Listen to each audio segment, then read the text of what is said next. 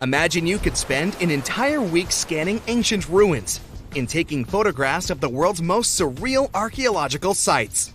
Would you be up for it? So, let's do some digging. The first stop on your busy itinerary is Southeast Asia. It's home to some pretty cool ruins.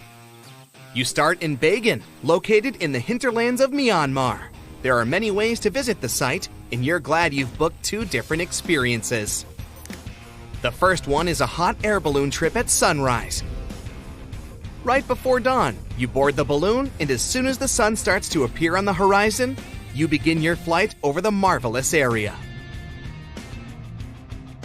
As the sun rises, it glistens on more than 2,000 conic-shaped golden structures. The hot air balloon ride is quick, but it gives you unparalleled views of all the 40 miles over which the site sprawls. Back on land, you rent a bicycle and roam the village of ruins. Some of them are open and allow you to peep inside. These magnificent ruins were built between the 11th and 13th century CE and were mainly places of worship. There were originally over 10,000 buildings, but they were gradually deteriorating over time due to earthquakes. Thankfully, the site became a UNESCO World Heritage Site back in 2015 and has since been preserved. Up next, you catch a flight to Cambodia. You take some time to visit Angkor, the world-famous archaeological site nestled deep within the jungle. Good thing you've brought bug spray with you. The city of Angkor was once the capital of the Khmer Empire from the 9th to 15th century. FYI, the word Angkor means capital city in the Khmer language. The city was founded by King Yasovarman I, and it became one of the largest cities in the pre-industrial world. Researchers say nearly 1 million people live there. Until today, Angkor is admired for its stunning architecture. The Khmer style is recognized in the use of huge blocks of sandstone. The towers are believed to have been once decorated with gold. But today, the site is a maze of vine-covered temples. The city was abandoned in 1431 and wasn't rediscovered until the 1840s. Oh, and just so you know, this is also a UNESCO Heritage Site. It became one in 1992, in case you want to brag to your friends about your culturally rich adventures in the future. Now, your trip continues in Egypt. You're here to visit the Karnak Temple in the city of Luxor. You opt for the most unusual way to get to Luxor. That is, a boat ride down the Nile River. Leaving Cairo, you head south until you reach the famous ancient city. Luxor was once the capital of Egypt and a true hub of power and wealth. That is why the Karnak complex is such a great archaeological site.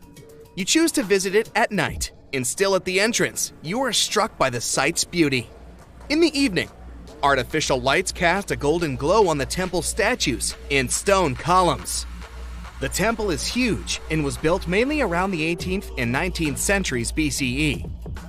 Each Egyptian pharaoh from that period left their own architectural mark on the site. The highlight of this tour is taking a walk through the Avenue of Sphinxes and discovering the Great Hypostyle Hall. This hall is filled with towering pylons and solid sandstone columns, a true wonder. From Egypt, you head down to Jordan. Now, if you like terracotta landscapes, you've come to the right place. The city of Petra is a marvel of the ancient world. Located in Jordan's desert, the city was a commercial hub back in the 4th century BCE. The Nabateans, an Arab Bedouin tribe, lived in the so-called Rose City and thrived for many years, having accumulated a significant amount of wealth. The city was known for its innovative water management system, which made the region inhabitable. And yes, you'll catch a glimpse of its ruins on your tour. The rock-carved gate-like structure Petra is famous for what is called the Pharaoh's Treasury. It stands at the main entrance to the site and is said to have a treasure hidden beneath it. Don't forget to stand right beneath it and take one of those classic pictures for social media. Once Petra has been ticked off the list, you fly to southern Europe. More specifically, to the tip of the Italian boot. You have a day trip scheduled to visit the ruins of Pompeii. Pompeii can be reached by car from the city of Naples. It's home to the eerie yet well-preserved ruins of a city that was once engulfed by lava. When Mount Vesuvius erupted in 79 CE, it left the city of Pompeii completely buried under millions of tons of volcanic ash. The ancient city was first discovered by beneath the volcanic rock in the 16th century, but it was first cleared from debris in the 1870s. Today, you'll be able to walk down the streets of these ancient Roman ruins and imagine what the town looked like in its heyday. Pompeii was a vibrant and rich municipality. The site's ruins revealed that many areas of Pompeii had boasted impressive bakeries, markets, and even houses with balconies, which were a sign of great wealth at the time. And believe it or not, even some artworks survived the eruption. Archaeologists found well-preserved frescoes and murals with mythological creatures. All this indicates that members of the high society lived there. The city even had thermal baths and showers made from luxurious materials. While you're still in Europe, you'll hop over to visit the iconic Stonehenge. It's a perfect day trip if you stay in the city of London, just a short train journey away. Stonehenge dots the Salisbury Plain in Wiltshire, England, and is one of the world's most recognized ancient ruins. More than 5,000 years old, these curious stone rings are some of the oldest stone structures on the planet. Created out of sandstone, they are shrouded in misery. Who built them and why is still largely unknown. Popular theories claim that Stonehenge was used as a great solar calendar, built to help people keep track of days, weeks, and months. Talk about hard work to create a mere calendar, huh? In the final leg of your trip will take you to explore the Southern Americas. In Guatemala, in Central America, you'll find ancient Mayan ruins. The lost city of Tikal is a city made of 3,000 buildings, the remains of the capital of the Mayan Empire. You can compare its importance to such cities as London or New York today. The North Acropolis is Tikal's most ancient complex of monuments. Built solely by human hands in 350 BCE, it served as the resting place of kings and chiefs. Back in the day, the step pyramid temples were painted a beautiful red. Mayans loved that color. Today, of course, you'll only see the limestone. You might wonder what made such a great city turn into ruins. Well, archaeologists have no clue about the cause of Tikal's decline. Until today, this question remains unanswered. Was it a drought? Disease? Maybe we'll never know.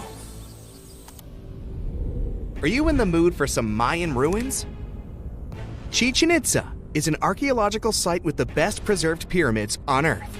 Located in Mexico's Yucatan state, this Mayan city is well over 1,500 years old. At its peak, it was home to 35,000 people. The site covers 1.9 square miles and has many ruins spread throughout it. The highlight is El Castilla, a tremendous step temple, rising 80 feet above the ground. Its most peculiar feature is that it has 91 steps on each of its 4 sides, including the upper platform, which makes for 365 steps, the same as the number of days in the solar year. Phew, what an intense trip! Time to head home now and soak it all in. See you next time!